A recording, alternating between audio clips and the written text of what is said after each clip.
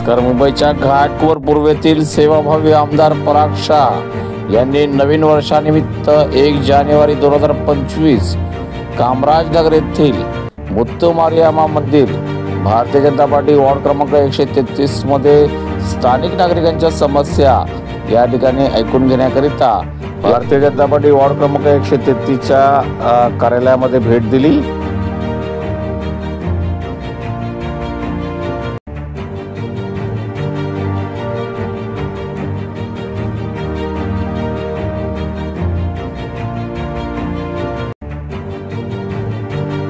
या ठिकाणी स्थानिक नागरिकांची भरपूर गर्दी झाली.